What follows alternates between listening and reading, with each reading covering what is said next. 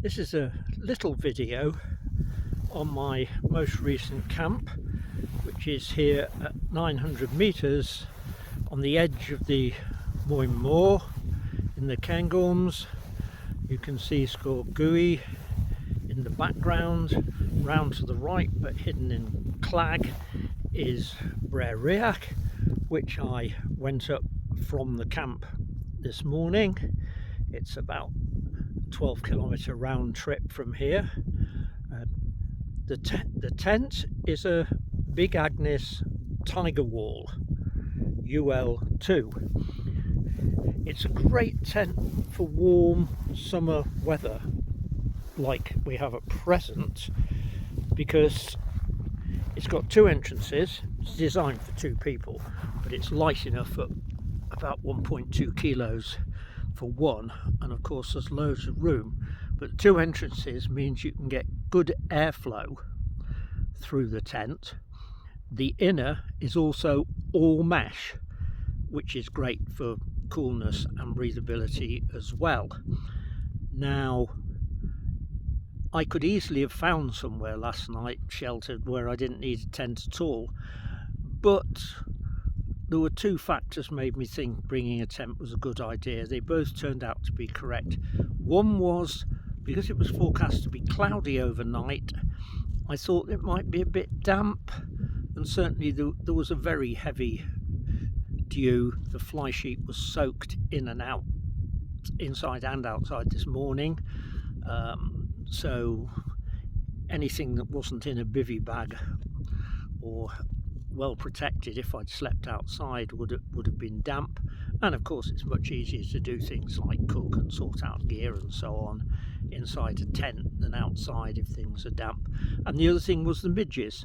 Now, up here in a dry spell, I've never known midges to be a huge problem, but they can be around, and there were some last night, or rather first thing this morning when it was cloudy, and I say there was a lot of dampness around and the midges came out. So I did sleep, in fact, with the mesh doors closed, but the fly sheet doors open, so there was still a reasonable airflow. It wasn't as breezy as it is now. You can see the fabric is flapping a little bit in this breeze.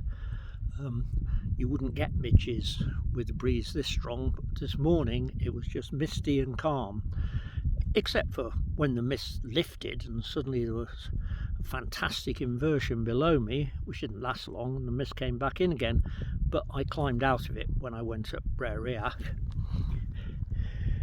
I didn't bring a trekking pole tent, which I could have done, because I was going to walk up, camp here, and then leave the tent while I went up Brer Riach. There's a lot of rough ground to cross when you go up Brer Riach. You can see it in the clouds up there, but between here and those lower slopes, it's a lot like what you can see in the foreground. Lots of rocks and boulders. There's no path. All sorts of ups and downs, and then the lower steep slopes are quite stony as well. So I thought it would be quite nice to actually have trekking poles for that. So I didn't want a tent that needed trekking poles. And going back to the tent,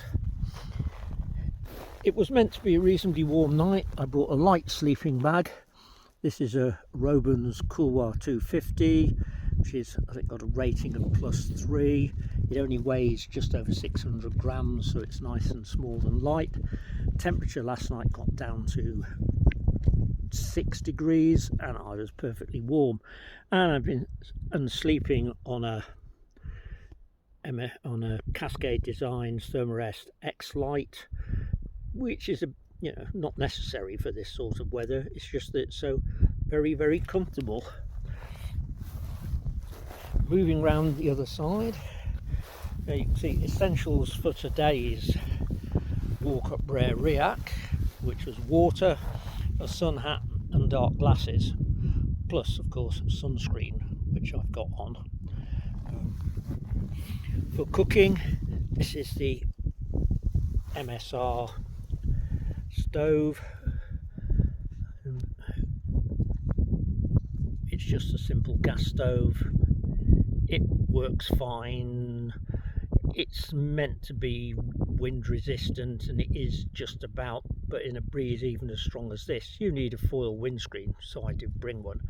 The pots are my usual titanium ones that I've lost track of. They're at least 25 years old anyway. Not that I was doing much cooking.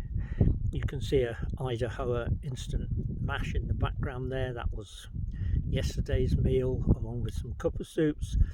And today all I've done is boil water for coffee, for which this little stove is fine. So I've just remembered its name. It's the Pocket Rocket Deluxe. I think Deluxe because it's got a built-in igniter, which hasn't failed yet, which they usually do for me.